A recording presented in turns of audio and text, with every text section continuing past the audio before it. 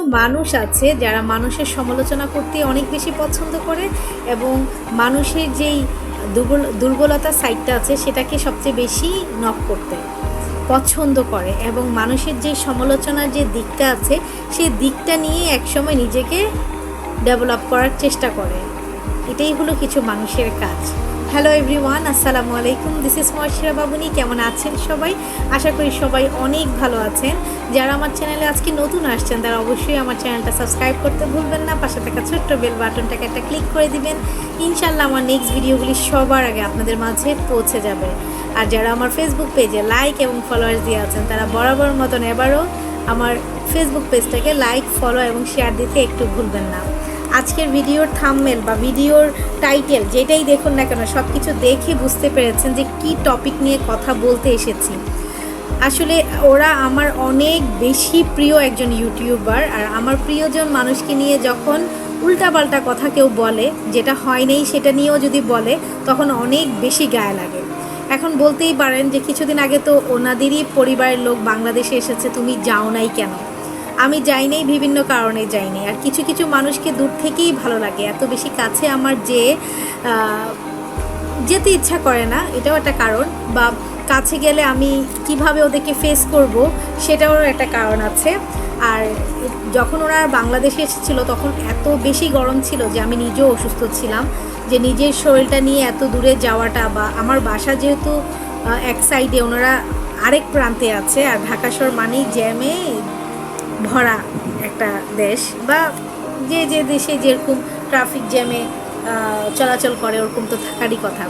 তো আজকে আমি ইনসাইড আউট ফ্যামিলিকে নিয়ে বলবো। ইনসাইড আউট ফ্যামিলি আমার প্রতিদিনের বন্ধু বলা যায়, আমার ভালো লাগার মুহূর্তগুলিকে বলা যায়, এবং আমার অনেক টাইমিং আছে যেগুলি আমি অনেক কষ্টে দিন কাটিয়েছি, কিন্তু আমি যখন ওদের ভিডিওগুলি দেখি তখন আমার অন্যরকম একটা ভালো লাগা কাজ করে। আর ওদের ভিডিও দেখে আমি অনেক কিছু নিজেকে পরিবর্তন করার চেষ্টা করেছি। যে বিষয়টা নিয়ে সবচেয়ে বেশি পরিবর্তন করার চেষ্টা করেছি সেটা হলো ওদের হেল্পিং হ্যান্ডের সাথে কিভাবে আচরণ করা। তো সৌহার্দ্যদা বা অর্পিদি যেই হোক না কেন, ওনাদের ফ্যামিলিতেই একজন হেল্পিং হ্যান্ড ছিল। বা আমরা যখন আমাদের সন্তানকে তার হেল্পিং হ্যান্ডের কাছে রেখে আমরা যখন বাহিরে যাই তখন ভাবি যে তারাই আমার বাচ্চার সেকেন্ড মাদার বা সেকেন্ড গার্জিয়ান, যেহেতু আমরা ওদের কাছে বাচ্চাটাকে রেখে বের হই। তো ওইটা কিন্তু আমরা সবাই চিন্তা করি।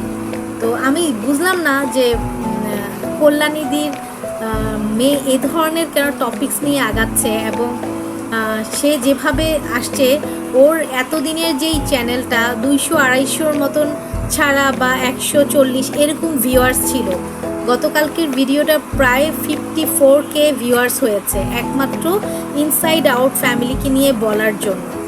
আজকেও একটা ভিডিও দেখলাম যে কেন সে এত ইংলিশে কথা বলছে, কেন সে জব করছে না। ওর মার যে সমস্যাগুলো, এই সমস্যাগুলি যদি ও পাবলিক ওয়াইজ এভাবে নিয়ে আসে, সেটা তো ওর মায়ের। তো আপনার যদি আমি ওনাকেই বলবো, ওনার মাকে তো উল্টা আরও সবার সামনে ছোট করা হচ্ছে। ওর মা লোন করে ফেলেছে অনেক, সেই জন্য মানুষের বাসায় এরকম একটা টেক কেয়ারের জন্য থাকতে হচ্ছে।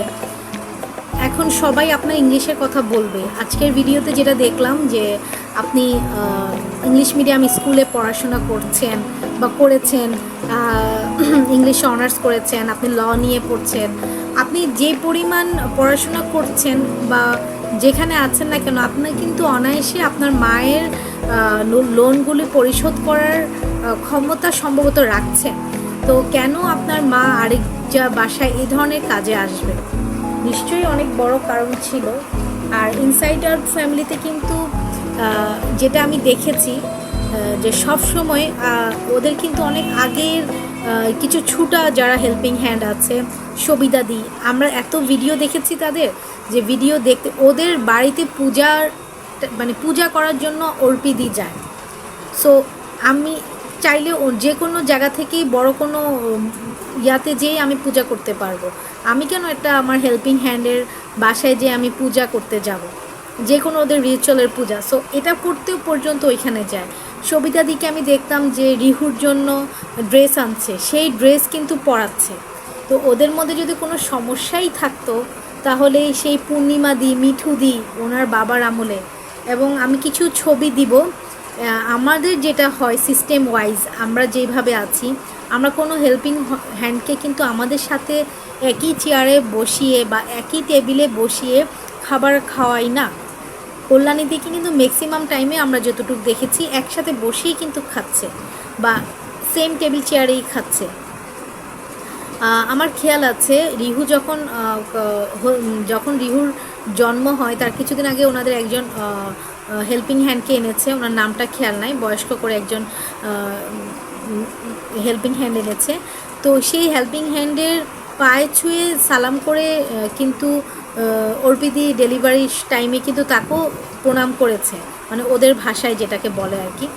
তো এই ধরনের বিষয়ে যদি বলা হয় যে ওনাকে কষ্ট দেয়া হয়েছে বা ওনাকে যে কোনো কারণে হ্যারাসমেন্ট করা হয়েছে, এগুলি কোনো কিছুই কিন্তু তুলছেন না। আপনি তুলছেন যে রিহুকে অনেক বেশি ভালোবাসে, কারণ যে মুহূর্তে কল্যাণীদি রিহুকে ছেড়ে এসেছে ওই মুহূর্তে কিন্তু ওদের খুবই প্রয়োজন ছিল যে এতটা বছর, 1.5 বছরের মতন কিন্তু একটা বাচ্চাকে টেক কেয়ার করা, একটা বাচ্চাকে বুঝা, যিনি বুঝে সে হুট করে চলে যাওয়া, নতুন একজন এসে এই বাচ্চাটাকে বুঝতেও কিন্তু সময় লাগে। সো ওরা কিন্তু আমার কাছে কেন যেন মনে হয় ওরা কিন্তু ইচ্ছা করে আপনাদেরকে, আপনার মাকে কিন্তু বিদায় করে নাই, নিশ্চয়ই কোনো কারণ ছিল। আপনি সেই কারণটাকে সামনে আনেন, কিন্তু ম্যাক্সিমাম মানে ওদের ভিডিওতে ওরা বললো যে আমরা এই টপিক নিয়ে আর আলোচনা করতে চাই না, যে যদি কেননা কল্যাণীদি যেন মনে কষ্ট না পায়। সো এটা আপনাদেরই একান্ত ঝামেলা। তো কেন এই টপিক নিয়েই আপনি আসছেন, এই টপিক নিয়ে আপনি আপনার চ্যানেলটাকে গ্রো আপ করছেন, এত ভিউয়ার্স হয়ে যাচ্ছে, এটাই কি কোনো কারণ? কারণ আমি ওনার বাবার বাসায় যেটা দেখি, ওনারা যথেষ্ট পরিমাণ কাজের লোক বা হেল্পিং হ্যান্ড আমরা যেটাই বলি না কেন, যথেষ্ট পরিমাণ রেসপেক্ট করে, যথেষ্ট পরিমাণ ভালোবাসে। এবং ওনার মায়ের পরা যে শাড়ি, সেই শাড়ি সেদিন যে পূর্ণিমাদিকে দিল, এটা কে দেয়? এরকম তো দেওয়ার মতন কেউ না। আমি আমার আম্মুকে বলেছিলাম যে আম্মু, কাজের লোক বা হেল্পিং হ্যান্ড বা আমাদের যারা সাহায্য করে ওদেরকে কীভাবে ভালোবাসতে হয়, ওই ভিডিওটা ওদের ভিডিও দেখে আমি শিখতে শুরু করেছি। আমরাও কিন্তু অনেক কিছুতে অনেক বেশি নেগলেক্ট করি, ওরা যেরকমভাবে কাজ করে ওদেরকে আমরা সেই পরিমাণ সাপোর্ট দিই না। সবিতাদিকে আমি দেখেছি ম্যাক্সিমাম টাইমেই কিন্তু সবিতাদি আসে না, এটা নিয়ে কোনো কটু কথা কিন্তু ওরা কখনোই বলে না। সবিতাদি আজকেও আসলো না, ঠিক আছে আমি তাহলে মাছটা করে ফেলি, আমি তাহলে ঝাড়ুটা দিই। তো ম্যাক্সিমাম টাইমেই কিন্তু ওরা রান্না করছে। হ্যাঁ, কল্যাণী দিয়েও কিন্তু হেল্পিং করছে, আমি ওনার কোনো খারাপ কিছু দেখছি না। আমার কাছে মনে হচ্ছে আপনি জিনিসটা নোংরা করছেন, এই জিনিসটা বাদ দেন। আপনি যদি নর্মালি ব্লগ করতে চান আগান না, কেউ মানা করেছে আপনাকে? আর সেন্সেশন ফ্যামিলি যখন ঢাকায় এসেছিল, আমার ইচ্ছা ছিল অনেক দেখা করার। আমি প্রথমে বলেছি যে ইচ্ছা আমার করে নেই, সেরকম না, শরীরটা ভালো ছিল না, আর আমার নিজেরও ব্যক্তিগতভাবে কিছু সমস্যা ছিল, সেই জন্য আমার যাওয়া হয়নি। বাট আদারওয়াইজ যাওয়ার খুব ইচ্ছা ছিল।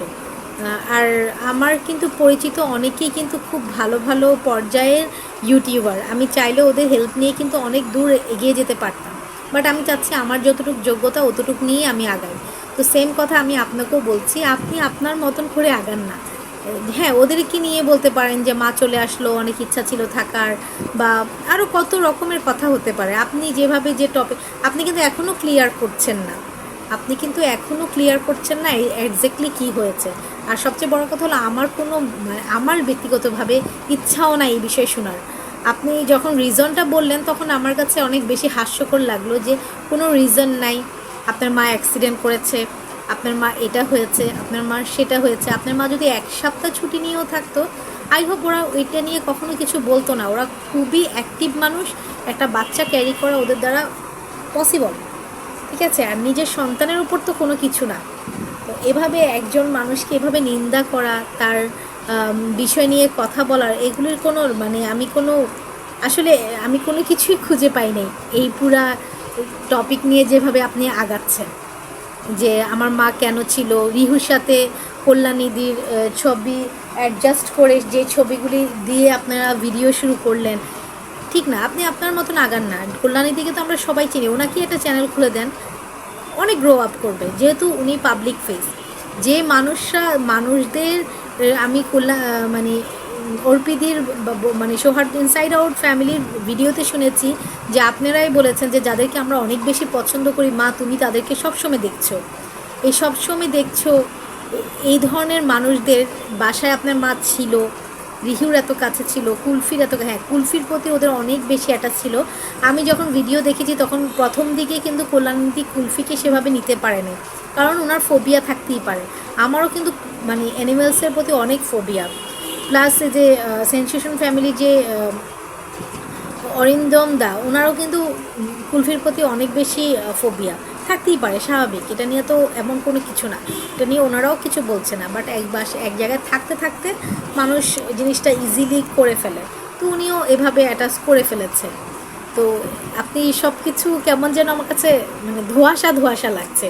যদি ক্লিয়ার কোনো কথা বলতে হয়, লেজ বেশি না টেনে ক্লিয়ার কথা বলে ফেলেন। যারা ভালো মানুষ, যারা এত ভালো পর্যায়ে আছে, আপনার মতন মানুষকে তারা 3-4 বার কেনার ক্ষমতা আছে। আমি এটা আপনাকে ছোট করছি না। আপনি আপনার মতন, আপনি হায়ার এডুকেটেড পারসন, আপনি ল পড়ছেন, আপনি ইংলিশে অনার্স করেছেন, আপনি ইংলিশ মিডিয়াম স্টুডেন্ট ছিলেন, আপনি বোম্বাই ছিলেন। দেখেন, আপনি মুম্বাই থেকে মানে আপনি একটা ওই ধরনের কালচারের সাথে থেকে আপনি এই ধরনের মানুষকে নিয়ে নিন্দু কথা বলছেন। আর ওরা সবসময় বলে যে আমরা একটা মফস্বল বা একটা গ্রামের ছেলে মেয়ে হয়ে এসে কলকাতায় এরকম একটা পর্যায়ে আসবো, সেটা আমরা কখনোই কল্পনা করি নাই। এই কথা ওরা বলে কিন্তু ওরা কিন্তু কখনো আপনার মতন আচরণ কিন্তু করে নাই। সো বি কেয়ারফুল, এগুলি নিয়ে বলার কোনো লজিকই নাই কোনো। আর যদি লজিক্যালি কোনো কথা থাকে সেটা আমাদের সবাইকে ক্লিয়ার কাট বলুন। আমার এই জিনিসটা খুবই মানে বাজে লেগেছে। যদিও আমি বাংলাদেশের মেয়ে, আমি বাংলাদেশে থাকি, কিন্তু ওপার বাংলা কিভাবে আপনাদেরকে ভালোবাসে সেটা কিন্তু সেন্সেশন ফ্যামিলি যখন বাংলাদেশে এসেছে দেখাই দিয়েছে কিন্তু। সো আমরা সবসময় ভালো জিনিসকে ভালোভাবেই নেওয়ার চেষ্টা করি, এটা যে দেশের মানুষই হোক না কেন। সো এই জিনিসটা একটু খেয়াল রেখে আপনি আপনি সুন্দর ভিডিও করুন। আপনার তো আগের থেকেই চ্যানেল, কেন আপনার মা চলে আসলো ইনসাইড আউট ফ্যামিলি, হার রিজন, এটা সেটা এগুলো বলার দরকার নাই। আর আপনি একটা ভালো জব করছেন বা জব করে আপনি আপনার মায়ের লোনটা চুকাই দেন, আপনার মা কেন এই বয়সে মানুষের বাসায় এইভাবে থাকবে, যেহেতু আপনি এত হায়ার এডুকেটেড পারসন। সো আজকের ভিডিওটা আমি জানি না, অনেকের খারাপ লাগতেও পারে বা অনেকের মনে হবে যে নাক গলাইছি। নাক গলানো উচিত কিছু কিছু ব্যাপারে। আসলে আমরা সবসময় সব কিছুতে চুপ থাকি, তো চুপ থাকাটা আমাদের জন্য খুবই দুষ্কার্য। কারণ কিছু কিছু জিনিসের চুপ থাকার কারণেও কিন্তু সমস্যা হয়। সো চুপ থাকাও কেন, আমি চুপ থাকবো যেখানে সব কিছু ভালো, সেখানে আমি খারাপ কেন ঢুকাবো? আমার কথা হলো এটা। আর যেহেতু ব্যক্তিগতভাবে আমি ওনাদেরকে অনেক বেশি পছন্দ করি, সেই জন্য বলতে বাধ্য হলাম। তো আজকের ভিডিওটা এখানেই শেষ করছি। সবাই নিজের পরিবারকে নিয়ে অনেক ভালো থাকুন, সুস্থ থাকুন। আমরা সবসময় মানুষের ভালো কথা বলার চেষ্টা করি, মানুষকে নিয়ে ভালো সমালোচনা করার চেষ্টা করব। অবশ্যই মানুষকে নিয়ে নিন্দানোটা মানে পরিহার করব, কারণ আমরা মানুষ মাত্রই ভুল। সেই জন্য যা ভুল করে ফেলেছি, সামনের দিনগুলি যেন আমাদের অনেক সুন্দর কাটে সেটাই চেষ্টা করব। আজকের মতন বিদায় নিচ্ছি। আল্লাহ হাফেজ।